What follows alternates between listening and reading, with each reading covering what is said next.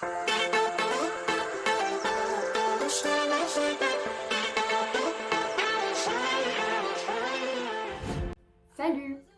Après cette introduction, vous allez me retrouver avec des cheveux plus courts. Pour la simple raison que j'ai tourné cette vidéo sur mon vécu de la chimiothérapie 9 mois après la fin de mes traitements de chimio. Et aujourd'hui, on est encore 9 mois après. Je fais cet aparté parce que en faisant le montage, je me suis rendu compte d'une chose. C'est qu'aujourd'hui, j'ai encore plus de recul et mon regard a encore évolué. Je me rends compte davantage de par quoi je suis passée et que c'était assez sérieux au niveau de mon état. Je réalise après coup, de ce fait, dans les autres images que vous verrez, j'ai l'impression d'intégrer beaucoup de mimiques, parfois des changements de voix, de gestuels, ça change pas. Hein. En tout cas, j'ai l'impression d'avoir voulu intégrer un côté plus léger à mon discours. Il reste authentique. Je garde le sourire dans ce que je raconte. J'en suis sortie, je suis en rémission, ce qui m'aide. Mais je touche du bois. Si on m'annonçait demain que je devais retourner en chimiothérapie, mon premier réflexe serait de dire non, non, jamais. Et je me suis fait cette promesse de ne jamais retourner, que ça serait qu'une seule fois, que ça serait une période compliquée et qu'on passerait à autre chose. Mais la réalité, c'est que j'y retournerai parce que je sais que ce sont ces traitements qui m'ont menée sur la voie de la rémission et qui m'ont sauvée. Donc ce n'est pas des traitements à prendre à la légère, mais j'ai décidé de vous parler de cette période et de mon vécu par le biais de l'anecdote en vous expliquant ce à quoi j'ai dû faire face et comment j'ai géré au mieux cette période. Bon visionnage. J'avais beaucoup d'appréhension concernant les chimiothérapies. La seule référence entre guillemets que j'avais de ces traitements, c'était Lynette Scavo dans Desperate Housewife, quand elle apprend qu'elle a un cancer, quand elle fait les chimiothérapies, ou qu'elle enlève sa perruque devant une maman pour lui dire bah en fait je suis fatiguée, j'ai un cancer, faire tes petites cupcakes là, j'ai autre chose à faire. C'était l'inconnu. Ça a été dur au début de se préparer à cette étape, notamment parce que je pouvais pas être accompagnée à cause des mesures Covid. D'y aller comme une grande, toute seule. C'était pas simple. Un conseil que je peux vous donner, c'est si c'est possible de prévoir des rendez-vous, notamment avec l'assistante sociale, avec éventuellement la psychologue, la socio-coiffeuse, la socio-esthéticienne. Bon, ça fait passer la journée un peu plus vite. J'ai eu de la chance de rencontrer Aurélie, l'ancienne socio-esthéticienne du CGFL, lors de ma première chimiothérapie. Elle est tombée au bon moment. J'étais toute seule, dans une pièce seule en plus, pour cette première chimio. Alors on essaie de me faire rigoler parce que le premier produit, ça ressemble à de la grenadine au niveau de la couleur. Je dis ouais, allez hop, une petite grenadine. Mais quand tu vois dans le tuyau le liquide qui se rapproche de ton corps, c'est compliqué. Mais pour le coup, il y avait Aurélie et qui a aussi normalisé la chose. En fait, c'est normal qu'on se sente pas bien à ce moment-là. C'est le début. C'est aussi quelque chose de paradoxal d'accepter ce produit qui va avoir certains effets indésirables sur toi, qui va faire tomber tes cheveux. C'est pas évident de l'accepter, de se dire la chimio est mon amie, parce qu'elle va me mettre un petit peu mal, mais c'est sûr qu'aujourd'hui c'est plus facile pour moi de dire que dès la première chimio, le combat est lancé en fait contre le cancer. Alors j'avais pas encore perdu mes cheveux, mais pour moi c'était un pas de plus vers la repousse des cheveux en fait, parce que plus vite ils vont tomber, plus vite je vais les retrouver. Je vous l'ai expliqué précédemment, ce sont des journées très denses. La première chimio, j'y suis allée pour 8h30, je suis rentrée chez moi à 17h. J'étais épuisée. Le corps travaille énormément. Du coup, quand j'arrivais dans le box, je m'installais toujours le mieux possible. Je prenais une chaise pour mettre mon petit sac de chimio avec toutes mes activités. En choisissant mon siège quand c'était possible, je faisais attention, est-ce que j'étais sous la clim ou pas, et ah oui, il fallait prendre un petit foulard au cas où, est-ce que je suis sous la lumière ou pas, bien que franchement ça ne m'ait pas empêché de m'endormir à plusieurs reprises. Je prenais vraiment le temps de m'installer au mieux pour que la journée se passe de manière la plus confortable possible. J'aimais bien m'installer plutôt vers la fenêtre pour voir un peu dehors la nature ou le parking.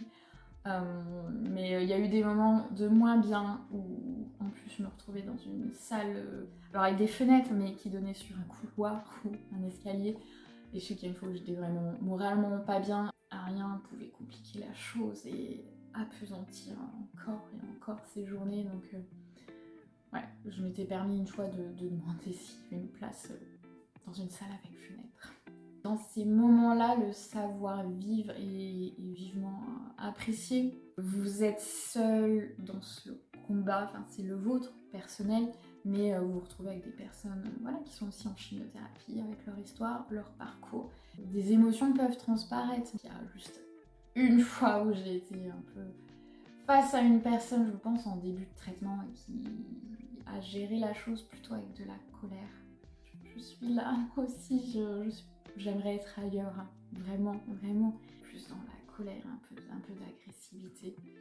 Mais on arrive avec le bagage qu'on a et on fait au mieux. On est dans le même bateau et les infirmières qui sont là font au mieux et au plus vite. Vous aider à ce que la journée se termine le plus tôt possible.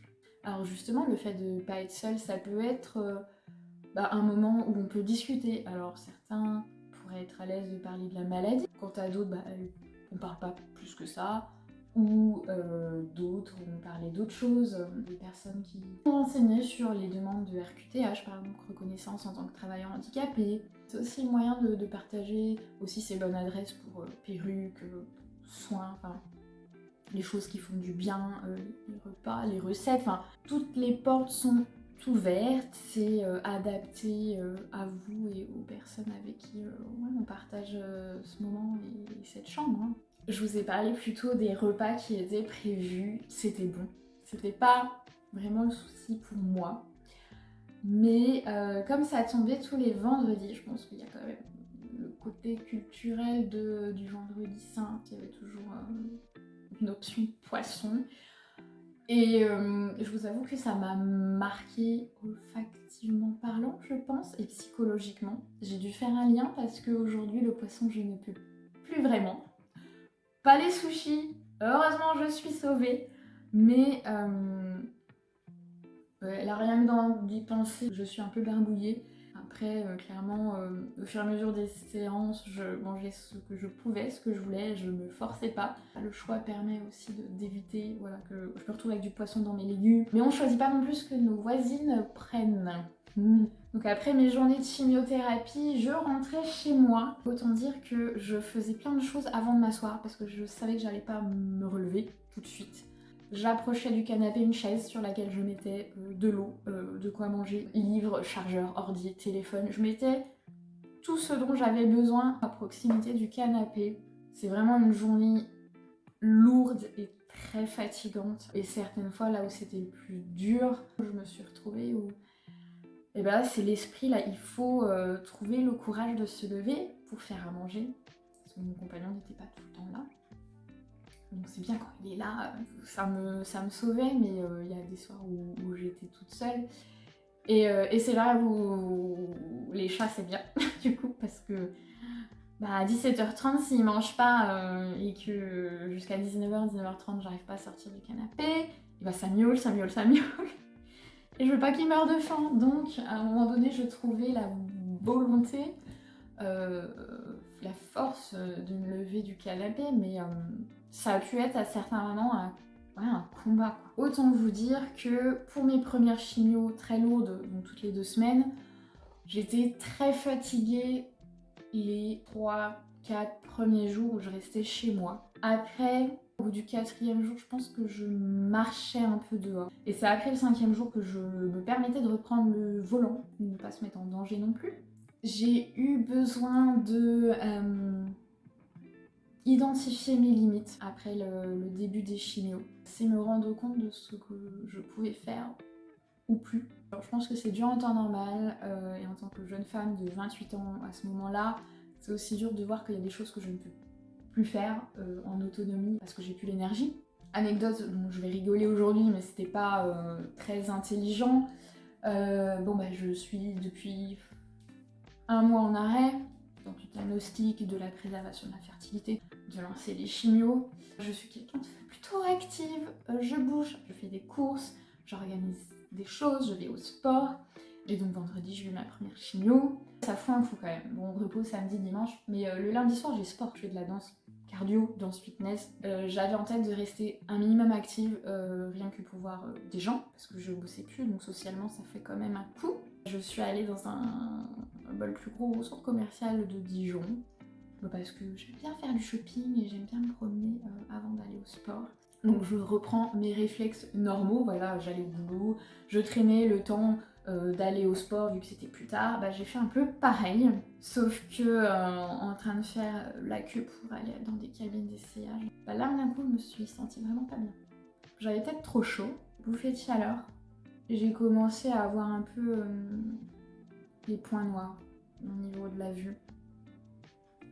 Et ça, je sais que ça veut dire malaise, le malaise arrive. Il manquait plus que les petits fourmillants dans la nuque là qui te disent ça va lâcher là. T'es debout, je m'accroupis, puis je coupe la circulation des jambes, je m'accroupis, je souffle, je me relève, ça va mieux. Non, ça va pas mieux. Donc dans la queue, il y a quelqu'un devant, derrière moi, bon, c'est là où c'est bien quand même les gens quand vous voyez quelqu'un qui n'est pas bien, des fois il faudrait agir ou vérifier que ça va à minimum parce que j'ai cru que j'allais m'effondrer au sol toute seule tout du long. Heureusement, j'ai une gentille vendeuse qui est venue me voir et me demander comment ça allait. Et j'ai dit non, là ça va pas du tout. Donc j'ai eu le droit de m'allonger dans la cabine d'essayage handicapé. Je ne pouvais pas repartir, en fait, je ne me sentais pas de me relever. Donc ils ont dû appeler la sécurité. J'ai bu un truc de glucose concentré en sucre pour un peu me rebooster. Il m'a accompagnée pour sortir du magasin, j'ai pris un peu d'air. Je suis rentrée chez moi, je me suis dit voilà. Là, c'est clairement la limite. C'est pas malin d'avoir fait ça. C'est pas que j'étais un peu honteuse, c'est que je découvrais ce que je ne pouvais plus faire. Je suis rentrée chez moi vraiment tranquillement parce que j'ai eu peur de ne pas pouvoir reprendre la voiture. Tu apprends vite que là, non, en fait, ça va pas être la vie normale comme d'habitude. Dans le cadre de cette première chimio, je vous ai parlé des voies simples à poser. L'anesthésie locale, c'est particulier parce que je sentais qu'il se passait un truc. On sent pas qu'on vous touche, mais on sent qu'il y a une pression qui est faite. On sent pas la douleur. Au fur et à mesure, j'ai travaillé sur le souffle, me détendre, et c'est là aussi où la présence de l'infirmière, la gentille Claire, m'a beaucoup aidée parce que juste d'avoir sa main dans la mienne, des fois de pressuriser un peu, ça va. D'avoir quelqu'un qui est à côté qui dit c'est bientôt fini, ça va aller. Là c'est normal si ça brûle. L'anesthésie locale ça picote un petit peu au début. C'est l'histoire de secondes. Cet accompagnement m'a beaucoup aidée. Le fait est aussi que c'était la plupart des jeunes qui faisaient la petite manipulation pour poser le cathéter. Et ils me proposaient à chaque fois de mettre de la musique. C'est plutôt cool. J'ai eu la première intervention sur du Beyoncé, après je suis passée à Angèle. Tout est mis en place pour vous mettre dans les meilleures conditions et que ça se passe au mieux. Le deuxième type de chimiothérapie, c'était beaucoup moins fatigant, c'était beaucoup moins lourd, mais comme je vous l'ai dit, c'était tous les vendredis cette fois-ci. C'était une fatigue moins pesante, mais j'avais moins de temps pour récupérer. J'avais la super astuce de l'infirmière d'annonce, dès que j'avais des coups de pompe, je buvais du coca. Je bois pas de coca, j'ai plus de coca chez moi, mais j'en avais tout le temps dans mon frigo à cette époque. C'était le shot clairement d'énergie, de sucre. Suite à l'épisode au centre commercial, j'avais acheté des barres de céréales pour en avoir toujours dans mon sac à main au cas où. Ah, ça me faisait un petit peu peur, ça me prenne d'un coup, donc je préférais anticiper un minimum. Clairement, la chimiothérapie, c'est aussi une question de mental. C'est très long. Je vous avais dit que moi, ça avait commencé 18 février, finir fin juin, finalement ça a terminé fin juillet. J'ai eu plusieurs reports de chimiothérapie. Déjà la seconde. Je fais la première chimio, 2 semaines après j'y retourne et on me dit rentrez chez vous. Je me suis dit mais je vais jamais y arriver. On me renvoie chez moi dès la seconde chimiothérapie. Ma prise de sang était vraiment pas bonne du tout. À ce moment-là, du coup, j'avais pas de piqûre pour stimuler la production de globules, tout ça. Donc psychologiquement, ça a été compliqué. Ça, c'est le côté négatif du report, c'est-à-dire prise de sang pas assez bonne. J'ai aussi chopé le Covid et j'ai vraiment eu peur. Je me suis dit, je peux pas l'attraper une seconde fois, c'est pas possible. Parce que si vous vous retrouvez sans défense immunitaire, le Covid, déjà vous avez des défenses immunitaires, c'est dangereux. Sans, ça me faisait quand même très peur. Donc c'était lourd d'avoir toujours ces mauvaises prises de sang, de devoir refaire une prise de sang complémentaire le vendredi matin. Parfois je devais un peu négocier au téléphone. C'était surtout au mois de mai avec les ponts. Du coup, c'était plus forcément le vendredi qu'on prévoyait la chimio, mais le jeudi. Voire même une fois, on l'avait mis le mercredi. Alors, entre le vendredi et le mercredi, jamais... Enfin, le jeudi, mes prises de sang sont mauvaises.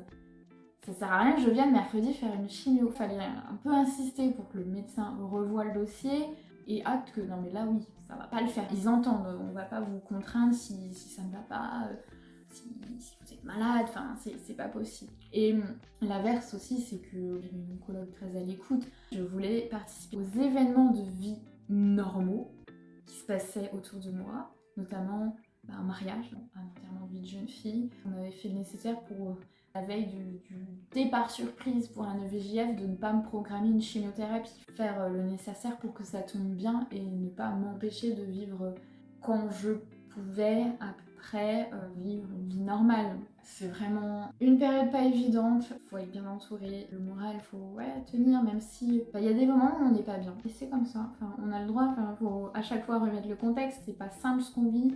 L'annonce de se lancer à corps perdu dans ce combat, pour mettre le contexte, je suis triste, en fait c'est normal, je suis fatiguée, c'est normal, on a le droit de plus vouloir se lever, aller faire ses chimios, certaines fois dans le taxi, je pense que le chauffeur sent quand il faut parler ou pas. Moi je voyais le trajet blasé de y aller. Heureusement qu'il y avait le chauffeur, parce que peut-être que des fois je me serais dit ah bah non, non je reste chez moi, je reste dans mon lit, pas envie. Étrangement, plus j'approchais de la fin, plus ça pouvait devenir compliqué. Ça faisait quand même des mois que j'étais dedans, de février à juillet. Une fois, une stagiaire devait me poser le cathéter. Elle n'a pas réussi. Là, sur le moment, je crois qu'il me restait peut-être 4-5 chimios. Et là, ça a été très dur. J'en pouvais plus. J'étais épuisée. Ouais, ça me limitait dans mon quotidien. Et juste ça. Juste... Ah bah oui, le produit ne rentre pas dans la veine. C'est bizarre, ça bloque. Ah oui, ça bloque, t'es en train de me péter ma veine. Non, non, là, je sens que ça passe pas, hein. Non, non. Bref, entre guillemets, dans tout ça, il y a bien plus pire, hein. Mais ça a juste rajouté sur la pénibilité. J'en pouvais plus. La semaine d'après, faut y aller. Ah bah oui, la veille, j'étais pas bien du tout. Voilà, j'avais pas envie. Mais le matin, tu te lèves et t'y vas. Plus on approche de la fin, non, c'est pas forcément plus facile. C'est fou là parce que je dis ça, resté 3-4, ça c'était l'histoire de 4 semaines à l'hôpital le jour et voilà, mais quand tu es dedans, le temps c'est autre chose, c'est différent. Ça en vaut le coup parce que, et c'est là où ça m'a beaucoup aidé aussi dans mon moral et dans l'avancée du traitement, c'est que au bout de la première cure, donc petit rappel, j'ai découvert mon cancer parce que j'ai des ganglions au niveau de l'aisselle qui ont gonflé. Mais dès la première séance, la semaine suivante, j'ai senti que ça avait dégonflé. J'avais déjà la preuve que ça fonctionnait, donc c'est sûr que ça encourage énormément. Ensuite, j'ai débuté fin février. En mai, j'ai vu mon oncologue et j'ai fait un IRM et une mammo-échographie qui n'ont pas montré grand-chose. Donc bonne nouvelle, plus de tumeurs, il voyait plus rien, à part les fameux petits clips qu'on avait posés. Elle a pu officiellement dire que j'étais en rémission, que en soi les traitements avaient marché. Forcément, dans mon moral, ça a clairement aidé à positiver et à tenir, à aller jusqu'au bout, de ne pas avoir de regrets, de se dire qu'on lâchait rien, en fait on laisse aucune chance à ce cancer. On va au bout du traitement pour encore diminuer les risques de récidive. À travers ce combat, j'ai fait face à pas mal d'interrogations et ça doit être sûrement assez commun aux personnes qui passent par ce combat. La première question, c'est pourquoi moi ? parce que quand on met notre vie en suspens pour vaincre la maladie, le temps des traitements, pour concentrer toute notre énergie à en sortir victorieuse, à côté, on voit la vie continuer. J'avais 28 ans au moment du diagnostic. Eh bien, tous les possibles projets qu'une femme de 28 ans peut avoir, ça aurait été de trouver un CDI, d'acheter, peut-être se marier, de penser à avoir des enfants. Ben là, c'est vraiment pas un dossier qu'on va étudier tout de suite. Tout est décalé, bousculé, et je dis décalé, encore faut-il s'en sortir. Je vivais un peu comme des double peine, triple peine. Il y a le cancer déjà, il faut faire les traitements, arrêter toutes les envies que j'avais, les projets. Mais en plus, eh bien, une fois que j'en serai sortie, il reste que tous ces projets ne seront peut-être pas aussi facilement mis en place. J'aime croire que rien n'est impossible, qu'il existe toujours des solutions, mais après un cancer, acheter une maison, avoir un prêt, l'assurance, tout ça, pas aussi simple. Avoir des enfants aussi. Est-ce que après les chimios, j'aurai encore des ovocytes? Il y a tout ça qui se rajoute et qui n'est pas forcément facile à gérer. Alors bien sûr, il faut s'imaginer que c'est un contexte difficile où on n'a pas forcément le moral, donc on focus sur le négatif. J'ai appris à muscler mon cerveau pour changer d'angle. À l'angle négatif, il y a souvent un angle positif sur lequel il faut se concentrer.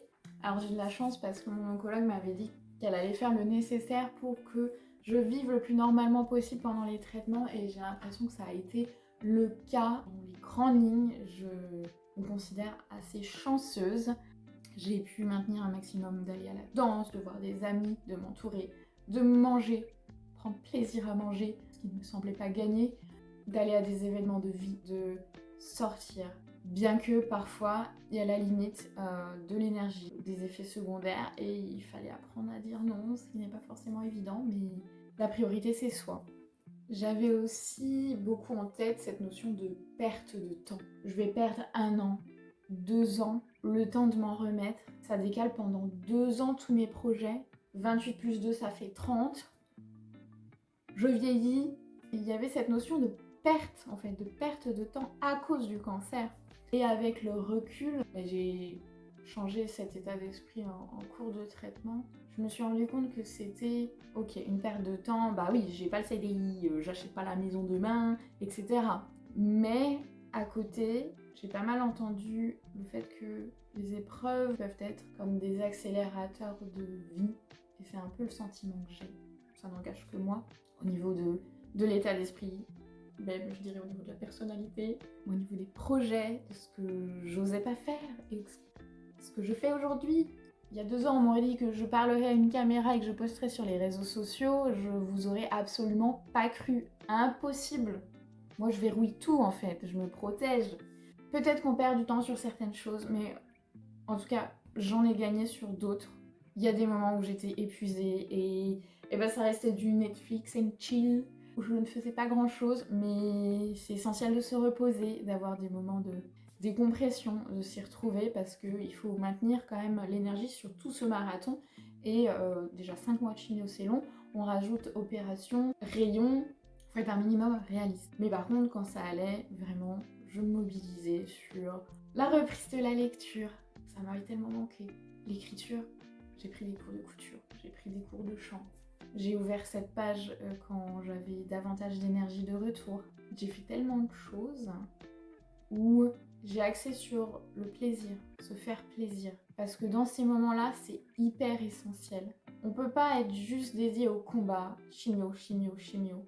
On a besoin de recharger nos batteries de cœur, émotionnelles, cérébrales. Je pense que ça m'a grandement aidé de voir autre chose. Ce qui a principalement été mis en pause, c'est que je recherchais un nouveau travail, un nouveau projet pro, et j'ai essayé de le nourrir, de pas le mettre totalement en pause, d'échanger, d'avoir des contacts, des accompagnements. Il y avait ce besoin pour moi d'avancement qui était essentiel et qui me rassurait. Et ce que je n'oubliais pas, c'est que ce passage était obligatoire. Ok, on met rien en pause, on continue d'aller au travail, de construire ses projets. Le cancer aussi, hein, il va continuer de construire ses projets dans ton corps. Et je ne serai plus là pour vous parler. Donc, c'était pas négociable ce temps d'arrêt dédié à combattre le cancer. Donc à partir de là, tu acceptes. Mais j'essayais de choisir comment je vivais cette période, comment j'occupais mon temps quand ça allait un minimum.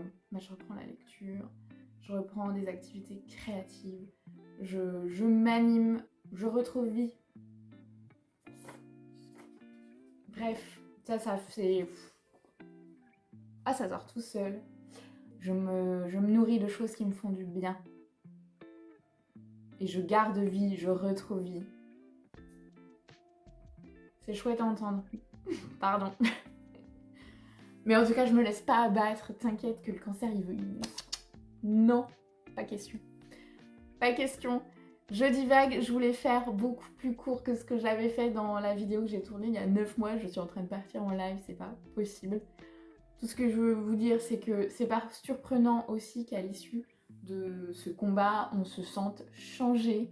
On est confronté à des questions existentielles, à retrouver du sens, à trouver du sens à tout ça.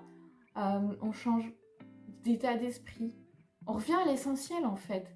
Donc parfois, oui, quand on nous parle de broutilles, de soucis, on n'a plus le temps de s'embêter. Qui nous klaxonne parce qu'on n'avance pas vite. Écoute, hein, on n'est pas pressé, ça va, il y a pire dans la vie. On relativise, mais il est clair que je ne serai pas là où je suis, là où j'en suis, qui je suis, tout ce que vous voulez en formulation, si je n'étais pas passée par cette épreuve. Bon, j'ai déjà dit beaucoup trop de choses. Peut-être quelque chose qui n'a pas été évident pour moi à la fin des chimios. J'ai pas osé célébrer ça. Faut pas hésiter à fêter cette victoire, à vous récompenser. Ça fait partie du lot. On y a droit. Bref, il y a beaucoup de messages clés dans cette vidéo. S'il y a bien une chose à retenir vraiment pendant les chimios, c'est écoutez-vous. Et si je puis me permettre, je dirais vivez. Quand c'est possible, quand vous avez l'énergie, entourez-vous, bougez, mangez, rigolez. Je crois que c'est ce qui m'a aidée.